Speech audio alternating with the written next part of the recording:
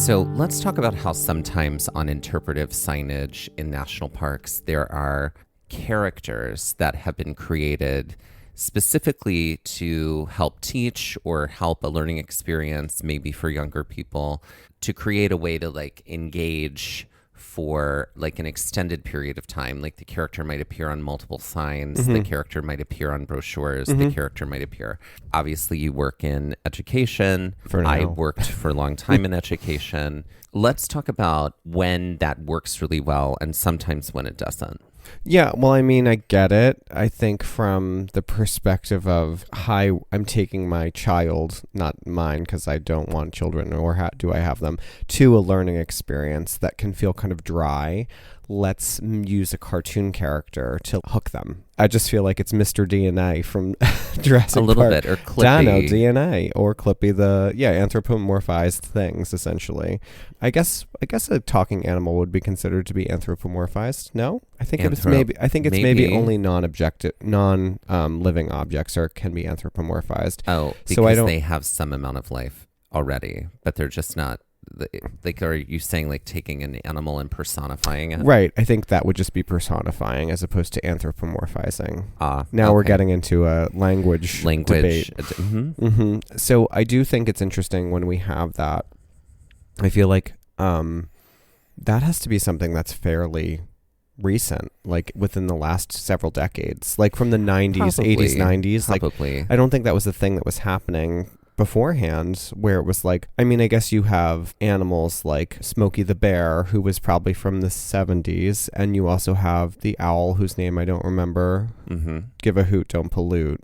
Polluty the owl. So like, right. I guess it becomes this sort of like teachable moment, and using cartoon characters as that kind of gateway. I could see how it's helpful in a situation like that. To like, again, it's to bring things down to the level of the child, and to also like engage them and meet them where they're at.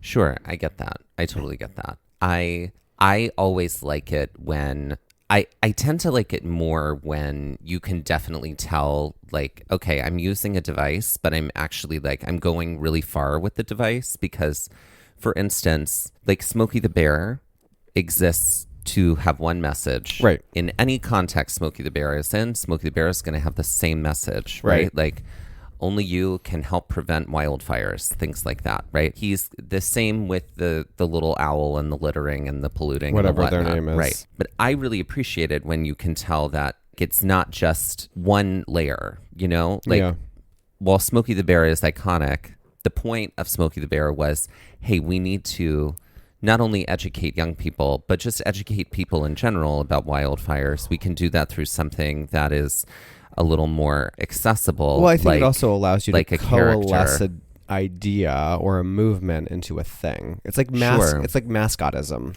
right? Yeah, it's totally kind of that. Yeah. But what I really like is when we get to really follow a journey. Like a character goes on a journey, and in that journey, it's like a lot of learning experience, right? That I really appreciate. In that instance, you can tell that the creators went beyond the conversation of let's make it fun and have a character, but it's like, okay, yes, let's make it fun and have a character, but let's make the character intentional and purposeful and give it like multiple things to do rather than just one thing to do. Sure. You know, those are the ones that I respond to the most because I'm like, okay, I can actually follow you because you exist beyond just a single message. You exist to go on a journey so that I can learn something about this journey.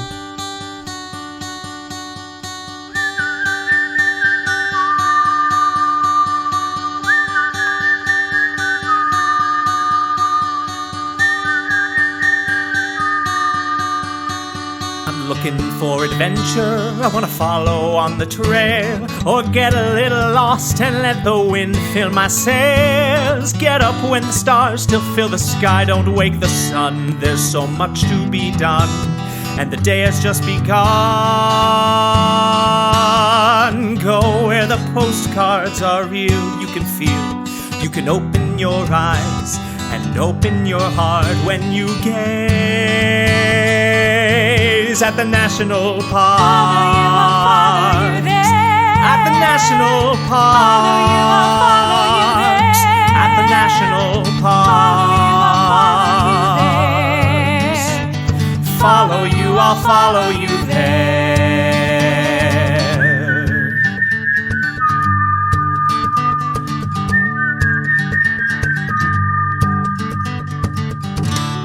We would like to acknowledge that while visiting and hiking the land, also known as White Sands National Park, that we are on the traditional and stolen land of the Lipan Apache, the Mescalero Apache, and the Tempecho people.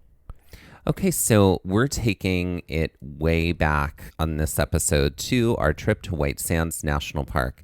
And by way back, we mean 2 years ago when we were in this park in 2024, because this episode is coming out in 2026. That's right. This was part of a larger trip that included Guadalupe Mountains National Park, Carlsbad Cavern National Park, then White Sands, and then we went to Saguaro National Park. Which stay tuned because you'll be hearing some episodes about Saguaro next. That's right. That's yes, right. We are in our desert park era. And that's right. And if you listened to our Trail map at the beginning of the season, we did say that anything could change. Right. And if you hear what we announced there versus what we just said, you'll notice that things in fact changed.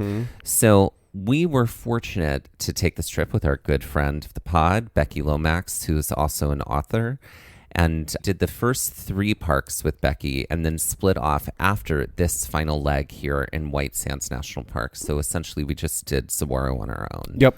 We did have an airport rendezvous back in El Paso, though. So this was really like a little brief interlude, which that word will come up again today. We were in order to like understand our journey to White Sands, we had started in Carlsbad, New Mexico, where we stayed and where we had been using as a home base to go to both Guadalupe Mountains National Park for 2 days and Carlsbad Caverns National Park for a day. And that happened in between our 2 days at Guadalupe Mountains. So because we were going to do White Sands in a day, and this is incredibly doable, you can do it in a half day. Yeah. It is a small park. Unless it's a pass-through park for sure. Unless you're planning on staying the night to stargaze, truly it is, you can do it in a half day.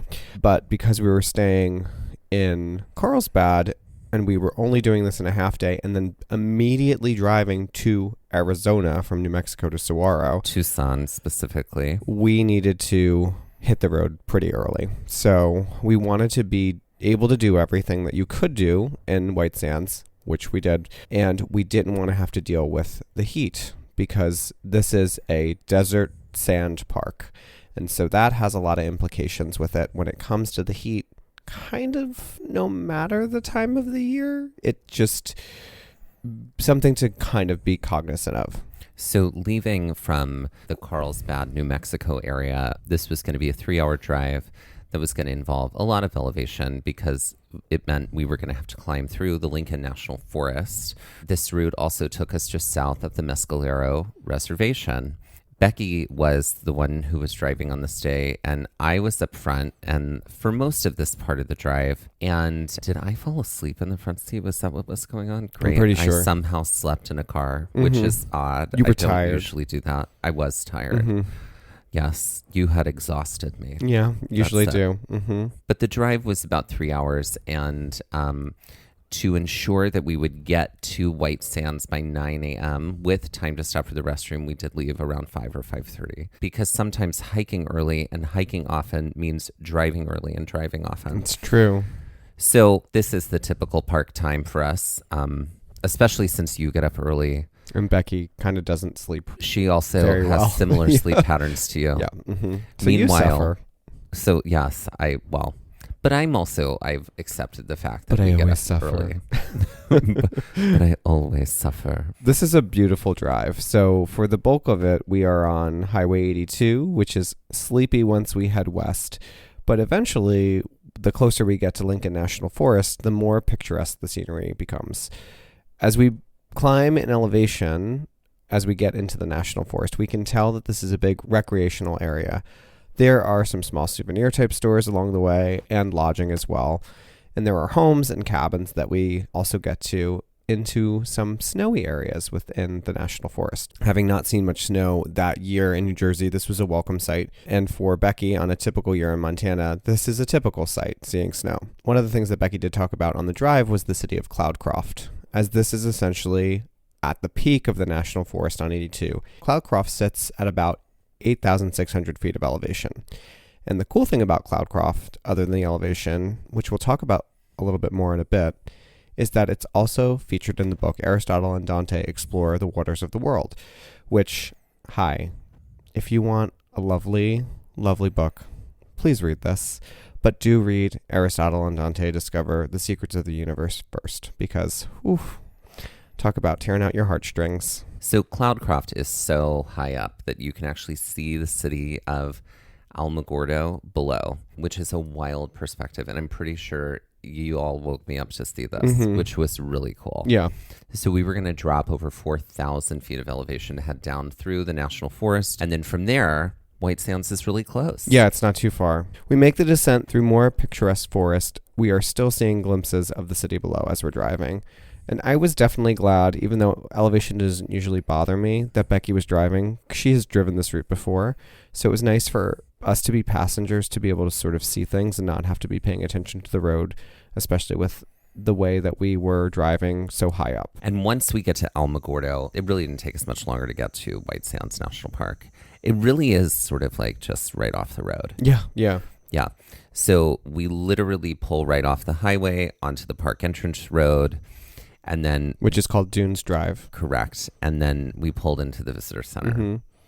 Okay, so one thing you definitely have to check prior to going to White Sands, and one of our concerns was that Dunes Drive can sometimes be closed because of missile testing from the nearby Holloman Air Force Base. This was something that Becky was like, we have to check on this because sometimes it can mean delays up to like 3 hours because of the missile testing that's happening, because they don't want anybody to be in danger. Not that it's something that's ever happened, but it's just an extra precaution that they take. You can call the park ahead of time to know what the testing schedule may be, but it can definitely prevent travel into the park. So it's just something to think about. If you're planning on heading to White Sands, definitely do call ahead to check on that. So luckily the road was open. We first pull over and have our visitor center moment. This is a geographically very appropriate visitor center. It is a very Southwest style inspired building with like exposed inner beams, adobe walls. And it had quite a bit of interpretive stuff inside. I mean, it's not the biggest visitor center, but no, it's rather small. It was certainly very specific to this place. And again, the visitor center serving as like a contextual learning experience for you to then go into a park to then see what's going on in a park. I did think it did its job very well. Something to think about, the parking lot is pretty small here. We were pulled off onto the side because the parking lot was full. So people had already started inventing parking spots around like the road that goes in. And that was at 9 a.m. Yeah. So, you know, I always think that, oh, this national park is so small, it's not going to be very full. That's never the case. Lies every time. That's never the case. Any national park always has people in it, and always has plenty of people in it. So White Sands included. Definitely check to see if, you know, things are open before going. But we did have a great time in this visitor center, which we were able to, it only took 5 or 10 minutes to go through the get our patches, little interpretive stuff, get our patches, see what was there. They had a lot about the stargazing. They had a lot about the animals that were there, and they had a lot about the gypsum sand that is specific and found only here. Well, I mean, in this part of the world. This part of the world, in this amount of it. Right. There are very few gypsum sand fields, and this correct. is one of them. Yeah. And so that is what makes White Sands National Park special, and that is what part of why it got elevated to national park status from national monument status.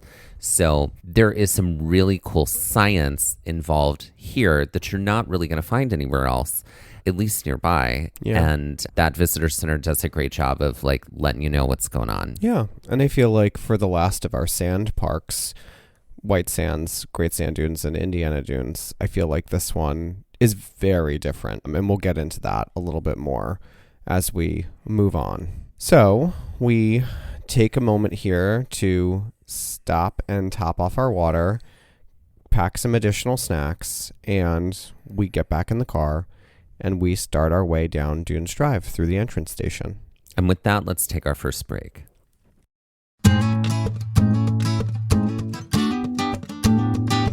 y'all, it's Dusty and Mike with exciting news. That's right. It's our episode finder. It's all about making finding our episodes even easier. Want to find more episodes about hikes in Shenandoah? With over 10 episodes across 2 separate seasons, it would have involved a lot of scrolling and searching. Now, with our episode finder, you can find all those episodes with a few easy clicks. That way, finding an episode on Yosemite from season 1 is just as easy as finding an episode on Zion, Yellowstone, and Haleakala, all in separate seasons. With over 275 episodes in 35 different national parks, our episode finder will add ease when finding out more about hikes in these spaces. But it's not just about hikes by national park. We've categorized our entire library so you can find hikes by state, hikes by terrain, and hikes by difficulty. And all of our Trail Mix episodes are there too, so you can easily find our science-based episodes, interviews, and more. Planning a trip to Colorado and want to hear more about our adventures there? Want to grunt it out on some really tricky trails or learn more about glaciers, grasslands, and mountains? Just click the link in our show notes or on our Instagram bio, and it pops right up. You can also head directly to our website and look for the episode finder at the top of the navigation bar. Conquer one hike in one national park, one park at a time, with just a few clicks with our episode finder. Happy trails! Okay, everyone, we're playing Walk Run. Which we haven't played in a long time. I know that's our running gag. I know. I was it's like, our this is a tired game we phrase haven't that we say all the time, but done it's in a true. while. We It is. haven't. How does this game work? So the game works in one of two ways. You can give someone an item, a person, a thing that walked. So something else in the future, an invention or the start of that thing or the introduction of that person could run. So they could take off and take flight. Or you can do it in reverse where it's like this person ran, so who walked so they could actually, or that thing ran, so what walked so that thing could actually take off and do its thing. Yeah. Yeah. Okay, great. So I've got one for you. I'm ready. So what walked so Labubu's could run? Or God, it was Furbies. Furbies you walked think it's so Furbies? that Labubus could. Yes, because they were weird and ugly and strange, and I mean they're kind of almost the same shape. I would say it was either. I mean, my instinct was Furbies. You could maybe say Ugly Dolls, which had a minute. Also, not what I was thinking, but so fascinating. Had a minute. You know what I mean? Mm-hmm. Like, I know there were other things. To me, a Labubu is less about the fact that it attaches to a bag and more about the shape. And like, it's this adorable thing that I love that's foul looking. You know what I mean? Stop talking about yourself like that. So, yeah, Furbies or Ugly Dolls. Ugly Dogs. Ugly Dolls. I was going to say walked. Beanie Babies. Because okay, yeah. Labubus are sort of a collectible thing too. I can see how you would say that. So if we're gonna say Furbies walked so Labubus could run, what walked so Furbies could run? What walked so that Furbies could run? Tickle Me Elmo. Oh wow, I love the lineage we're creating here. I'm so serious. I mean, like, and I think I'm associating it because I think it revived the idea of like toy of the year. I mean, there have been plenty of toys of the year. That was a thing, but like it was during a time in the 90s when toy prices were, I mean, not that, you know, that it's not the same now. Podcast about toy prices. I know, apparently, but it was like, I remember my mom that year specifically did all of her holiday shopping in the summer, and she had bought all these gifts for my cousins who are now adults and are the parents of my nieces and nephews. And she had purchased a Tickle Me Elmo for my cousin Joe. And the thing was only, you know, $10 at the time. But then by the time the holidays Surge rolled pricing. around, they were selling it for $85. Yeah. In the 90s, like, which is... That tickles. That, exactly. So yeah, that's... Because then Furby was Nightmare like, fuel. we're going to be the toy of the year and be a cute, cuddly, weird thing that makes sounds. So, But that's- Labubus don't make sound, but I No, they understand your lineage there. There's All right. my lineage. So what do you got for me? Okay, so I want to know, Tamagotchis walked so that what could run? That's a great question. What could run because of Tamagotchis?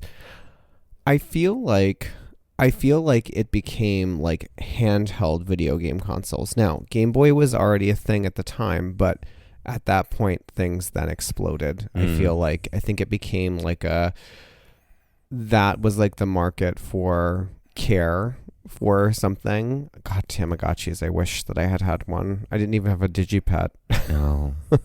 You didn't have a Tamagotchi. I did not. I really wanted one really badly. We could make that happen for you. No, that's okay. I don't need that anymore. But yeah, I'm like, I think it might be more handheld video game consoles. Because even, and I hesitate to say like a handheld PlayStation or a Nintendo Switch or Game Boy even. I'm thinking about the one-off game consoles. Do you remember that? You could buy like a video game that was like plastic with a screen, and you could actually just play one game on it. It was like the single game console thing. Okay. And I feel like those ran because of that. Because Tamagotchi, you were only doing a few things. You were feeding it and cleaning up its poop. You had like 3 or 4 buttons at the bottom. Yeah. And so I think they developed that technology into something that was a little bit more engaging, where it was like, oh, you actually can like play more of a game here. Right. Yeah. Okay. Yeah. Do you have a different answer? Parenting. It was the flower babies of right. I think actually flower babies walked. Flower babies. So that no, I think flower babies walked so Tamagotchis could run. Oh, probably so. I don't actually, that's not my answer. Okay. I think that here's an interesting thing. I think that go with me here. I think Tamagotchis walked so that Animal Farm could run. Like that game where you're like tending to a farm and building a whole thing. And like, I think it's the care thing that I'm connecting. Okay. Yeah. I mean, that kind of feels like it also falls in with the timeline of, I guess, like The Sims and Roller Coaster Tycoon and those types of games. I would say were all of that same era of Tamagotchi. So, because Animal Farm then became... What was that, up. Like early 2000s, like 2010s? Animal Farm, I only heard about it like height of pandemic. So because we had to care for something, couldn't care for ourselves. So we had to care for animal farms. And that is walk, run, everyone. Okay, so let's just clear the air here again. White Sands is tiny. It is teeny, small tiny. Park. Okay, you say tiny. It's not like Congaree tiny. Congaree is tiny. It's bigger than that. But it's still on the small end of the national park scale of things. It is. Yeah. It is. I mean, as far as land like goes, it's big. Like, there's a decent chunk of land that makes up the park. The things to do, one can do and have experiences in and do like trails, I say in quotation marks, very small. Please read me harder though. I will. Thank you. As far as size goes when it comes to parks, I would probably compare it to the Petrified Forest and Painted Desert. Sure. Yeah. Like it's that kind of thing. It's not. It's like a one drive It's not Gateway Arch. That's for sure. It's not Gateway Arch. No. That is a human-made structure that is a monument. But anyway, but also White Sands is small. This is not like a multi-day situation. This isn't even a one-day situation. No. So there are 3 small trails that one can do within the park and one larger trail. And we will cover the larger trail in the second episode because we did all of them. Mm-hmm. Yeah, we did everything. One can, of course, camp and stargaze. And it is a dark sky area, right? Pretty sure. I think so. And so the stargazing is amazing. But as we said before, it's doable in a day, accessible, and easy to do passing through. Yeah. The first 2 trails we're going to talk about are the Playa Trail and the Interlude Boardwalk. Now, as far as driving down Dunes Drive goes, this is not the order that you would actually go in. Interlude Boardwalk would actually be third after the Dunes Nature Trail. But these 2 trails are the smallest 2 within the park, and they're both on the right side of the road. So we're going to talk about them first. Pulling up, we find a spot on the side of the road for the Playa Trail, which is just to pull off. There's no parking lot here. That's right. And so the actual distance of the Playa Trail is the half mile. So round trip. I hope you're getting a sense of just how small this area is. Mm-hmm. Something to remember about these first 3 small trails is that, again, they're relatively short, but they are completely exposed. Yep. Full sunlight. There are no trees. None of this is happening. So shorter trails are a really good way to just get like a quick burst of what's happening and then back into the car to cool off. Yeah. It was also very warm already at this point in the morning at 10 a.m. So short was where it was at. It was also April and it was very warm. So all that to say, we did not bring our packs with us on this half-mile round trip trail. We did have a water bottle with us, but that's about it. The Playa Trail is short and it jaunts out to this desert oasis. There's a lot of good interpretive signage here that explains that white sand sits in a basin and that the water from the surrounding mountains actually collects here. Water can just be literally a few feet below the ground here. And when we walk out into this basin, we're able to walk around on it. And having done it now, it kind of feels like Badwater Basin a little bit, like looking back on it. This is also, we get kind of white, puffy, like gypsum here because of the intercedent water and the water that's just below the surface. Another sign that we see talks about the life cycle of the playa and how this area teems with life when water returns to it. So this is actually a wet area. We do have toads and brine shrimp and tadpoles that all return from underground hibernation and areas that are closer to the water table. So they hibernate down below the surface where the water is more active. And then when it's actually surface water, it becomes like a teeming kind of pond, I would say, of life. So I remember walking and seeing some areas that felt like wetter sand. Yeah, it was interesting to see these like areas that just looked like the sand was damper than other areas, and almost like holes in the ground. I don't know if something was digging or what, just for water. It's possible. But yeah, this is, again, a small area that you can get out to very simply. The other thing about gypsum sand is that it's water soluble, which is unlike any other sand.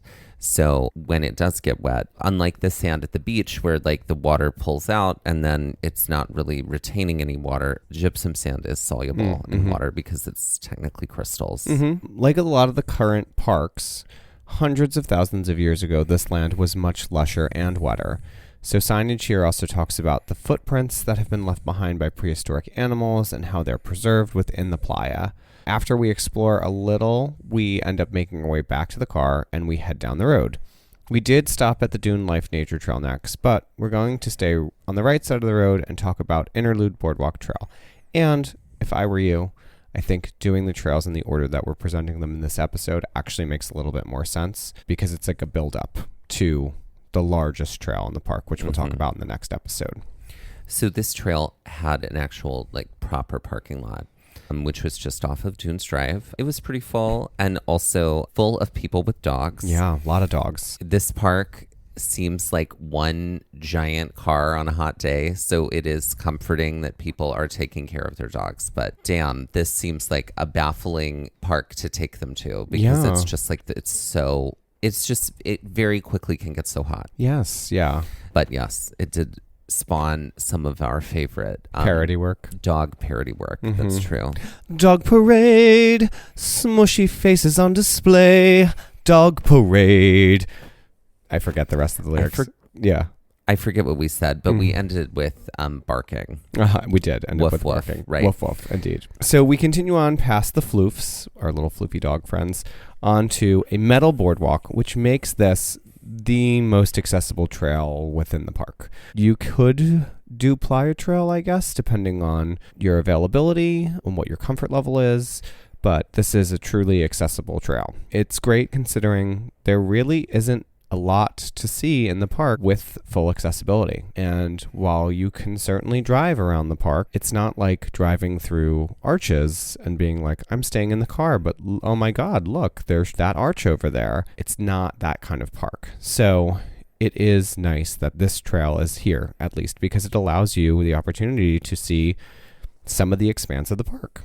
So the white gypsum dune field that we are in are rarities in the world. So this Interlude Boardwalk Trail was going to take us out to a viewing platform, which also allows us to see it from a curated perspective. And this is only 0.4 miles. So again, short. Less than the playa trail, that's for sure. That's right.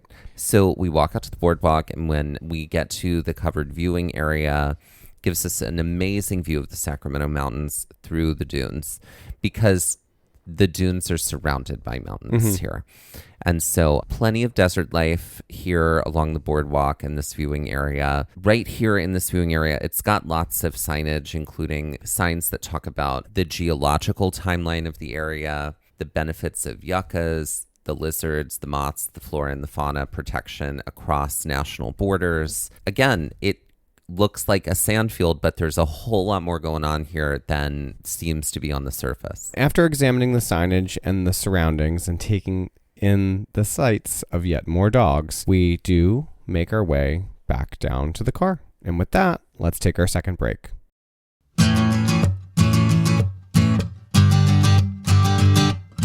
Ladies and gentlemen, please welcome to the stage A drag king for the day. Adam Together. Adam Together. Mm-hmm. That's right. Adam Together. I think Adam Together is a math nerd matchmaking drag king. Okay, well, I already know what he sings. What does he sing? Bippity boppity boo. Put them together and what do you got? Bippity boppity boo. Oh, I kind of like that. Mm-hmm. Yeah. And maybe it's like, I don't know, bibbity boppity boo. Maybe there's a parody phrase he says instead of that in the song. I'm into this.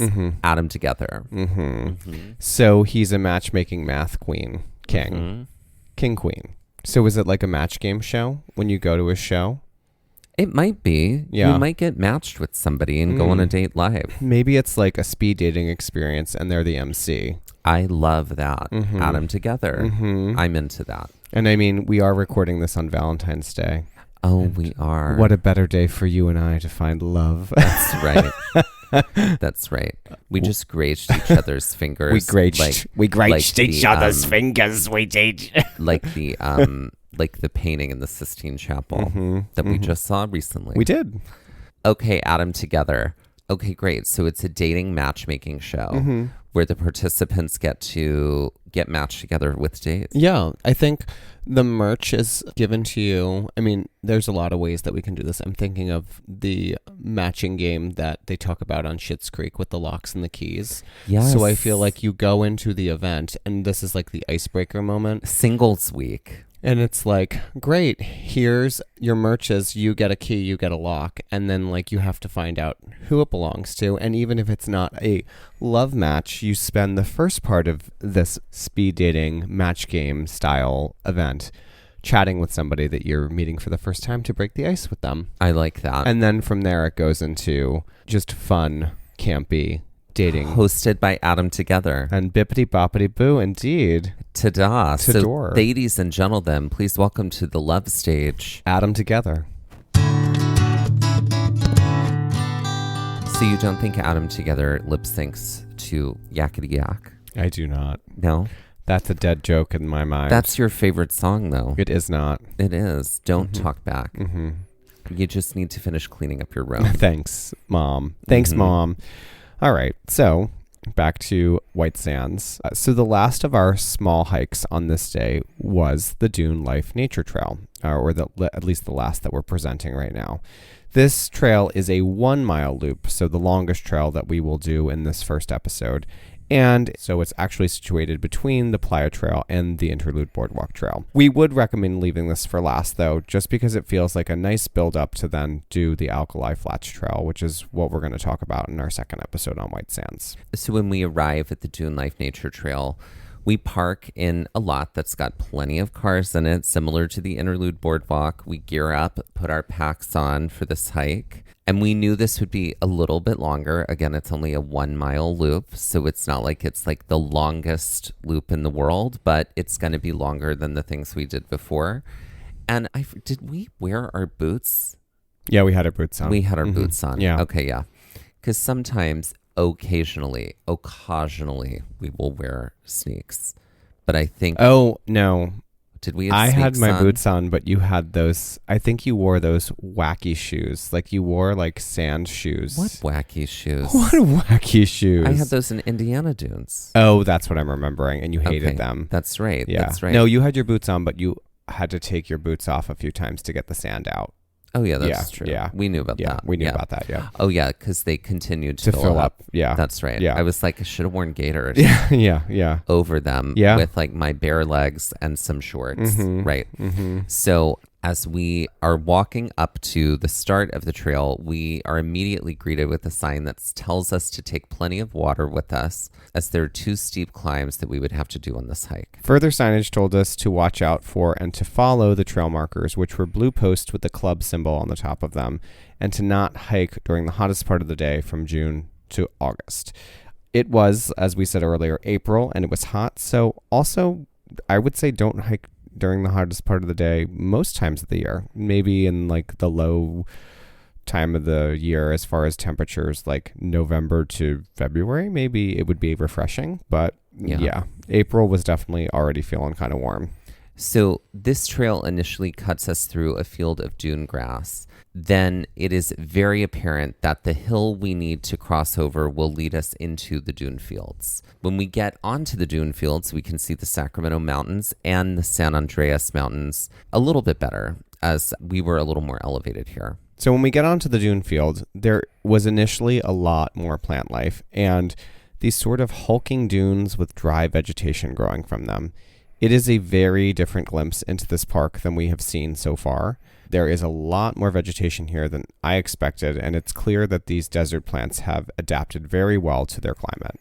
Right here on a lot of the signboards is a character that we see that is here on the interpretive signage, because while, yes, when I say like White Sands is like the image in the mind of a like completely white desert, like that's what you get at White Sands. And this is the first time we're really sort of getting this, but there is still interpretive signage. And on this interpretive signage is a character called Katie the Kit Fox, who sort of acts like a mascot for the trail. And some of the signs are a little easier to read than others because the sun has like totally bleached them out. Oh, yeah.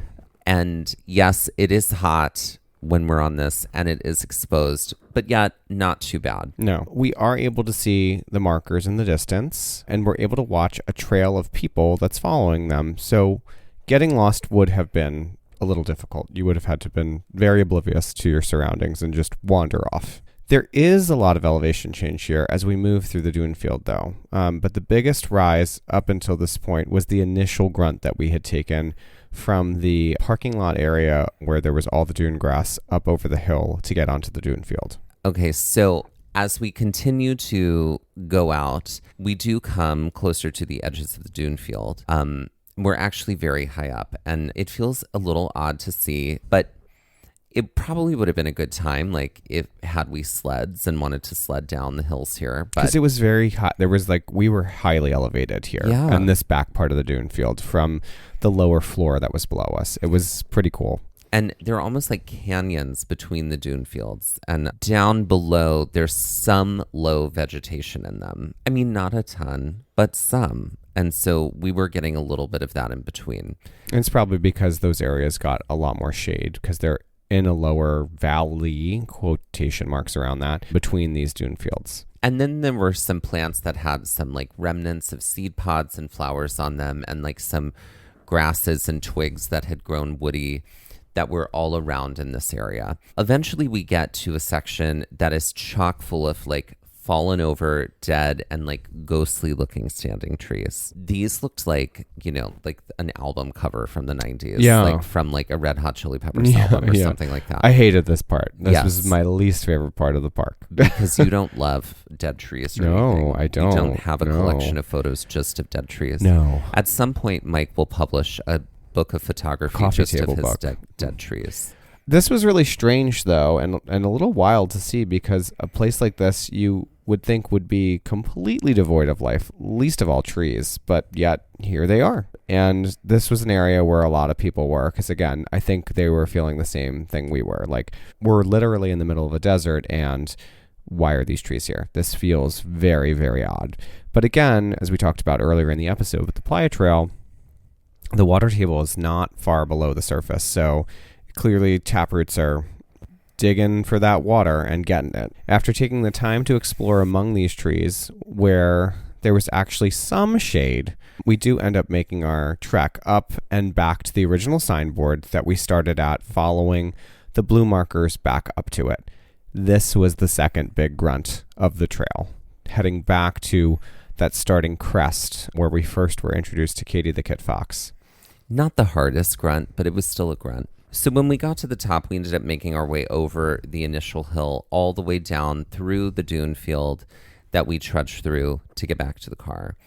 And that is where we took off our packs, got ourselves set for some off-pavement driving toward the Alkali Flats Trail.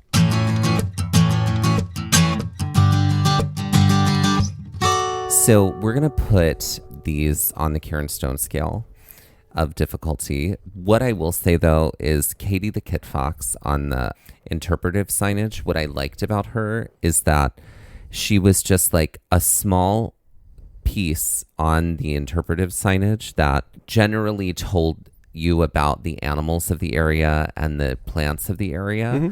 And then Katie the Kit Fox, who is a kit fox, is a type of animal that appears in White Sands National Park. She would tell you and introduce you to some of the other animals in that area. Yeah. So that was something I liked about the interpretive signage. It was a journey. Mm-hmm.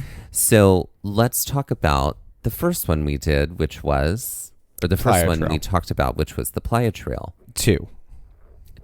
Great. Yes. Yeah. 2, only because there is a part of this that's like not paved or a boardwalk that you do have to go out on, and we did have to navigate it a little bit. Yes. Relatively. So 4 out of 20 Karen Stones. What about the interlude boardwalk? 1. Yeah. Likely 1. I mean, is it flat. even a thing? Yeah. Right. I mean, yeah.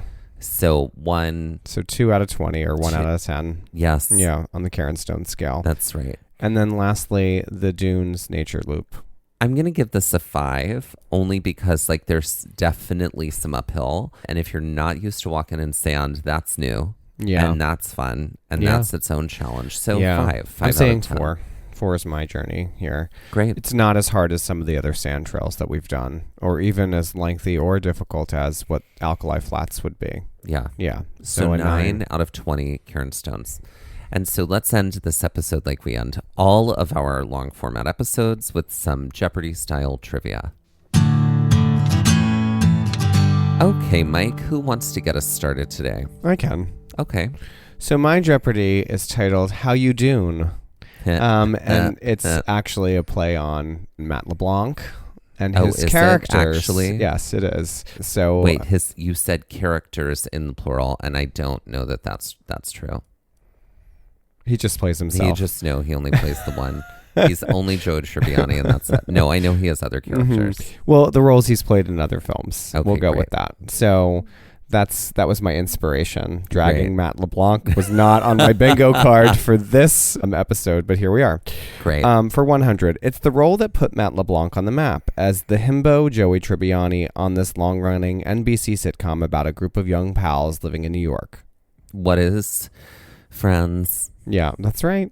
Friends it is. A show that it's fine in my lexicon of shows. It's okay. People can come for me in the comments. That's fine. We don't besmirch your love for Friends. I did watch it when it was on. It's not a show I've gone back to. Yeah. Too much. There's too much. Okay. For 200, like all of his buddies on Friends, Matt made his foray into film as well. His first major role was a remake of this 1960s sci-fi television series. What is Charlie's Angels? No. Oh, okay, pause. What is Lost in Space? That's correct. Now, Charlie's Angels, not sci-fi, but okay. Now, can you name some of the other, this is a bonus side quest. Oh, I absolutely can. Can you name some of the other first films of the other cast members of Friends? Oh, some of the first films of the other cast members of Friends? Okay, great. Okay, Jennifer Aniston was Leprechaun. I'm looking for like box office successful films. Oh, I'm sorry. You said first. Sorry.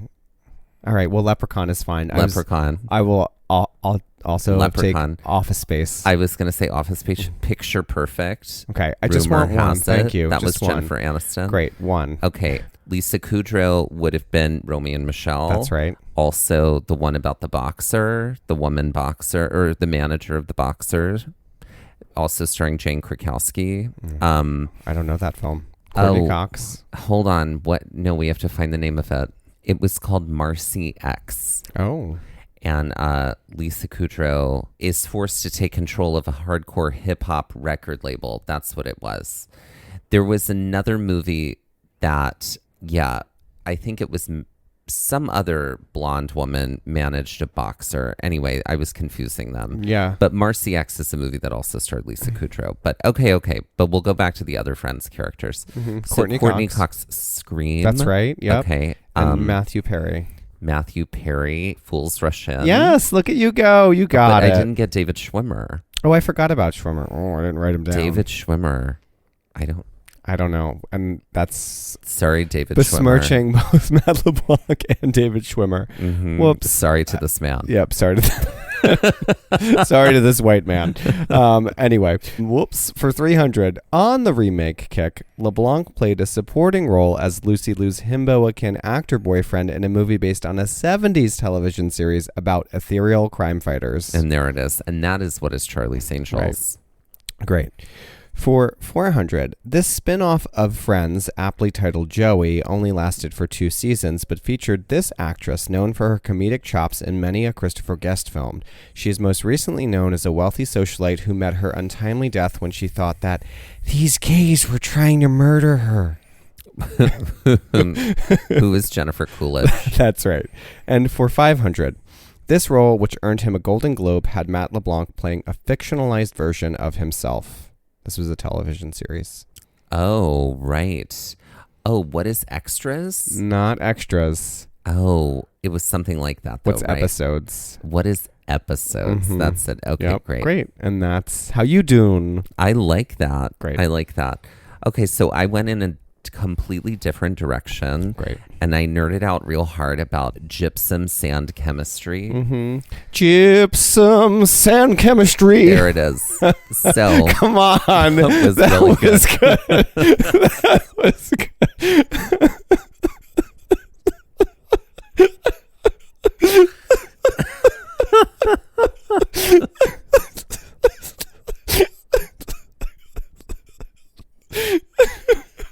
Yes. Oh, you didn't even let me have it. You just barreled on. It was good. It was good. That deserved its own moment, and I'm glad you took it and you got it because that was very good. Oh, God. Yep. Okay. Are we ready? I think so. Okay. So I don't think these are too hard, but Okay. also I love chemistry. Okay. Okay. So some of them might be a little hard. Great. Okay, great. So for 100, gypsum is a crystal made up of the chemical composition CaSO4 which stands for this. So Ca is calcium. Mm-hmm. Co is carbon. So CaSO4. Sodium. No. Not sodium. And then So- 2H2O. Um. I know this is a hard one. I'm not going to lie. Is it what's in the atmosphere? Oxygen? No, that the ozone. Is it ozone? No, it's Mm-mm. no So water. So H2O is, Water. but there's 2 of them. 2 So H2O. double water. It is double water. That is correct. So in this chemical composition, so Ca is calcium. Yeah. SO4 collectively, the S standing for one thing and the O standing for something else. I'm going to tell you these Selenium? things later. Oh. Create sulfate. SO4 is sulfate. Okay. But calcium sulfate dihydrate is Okay. what it is technically considered. Great. So 2 Get water ready to get molecules slaughtered. is dihydrate. Your share joke is the only happy moment from this part. Okay, for 200. Gypsum and its unique composition known as calcium sulfate dihydrate. On the periodic table, calcium is represented by Ca, which also represents this golden state. What's California? Correct. For 300. I threw you a bone with that one. Thanks. For 300, dihydrate is the second part of the formula of gypsum, and it means 2 water molecules. If it were one water molecule, it would be called monohydrate. But if it were 3 water molecules, it would be this. And it also sounds like something you might say to someone holding a bottle of water while standing in the hot sun and standing there being thirsty. What is trihydrate? Thank you. Exactly. Trihydrate. Okay, for 400. Sulfate, the second part of gypsum, is a polyatomic ion that is represented as SO4 with a -2 charge. Sulfate is made up of 1 sulfur and 4 of these, also named for a television network that also plays Golden Girls episodes. What is oxygen? That is correct. And for 500, gypsum is a good way to add calcium and sulfur to soil for richness because it doesn't change the pH of soils. And pH stands for this. What's please, honey? That will be considered correct only if presented southernly. What's please, honey? Thank you. Or honey, please. I mean my HP loyal levels. I can't talk. So the correct answer is what is potential for hydrogen. Oh, I did not know. That is what pH means. Look at that. Potential for hydrogen. Well, I learned something today. And there you go. From this category, which is called Gypsum sand chemistry.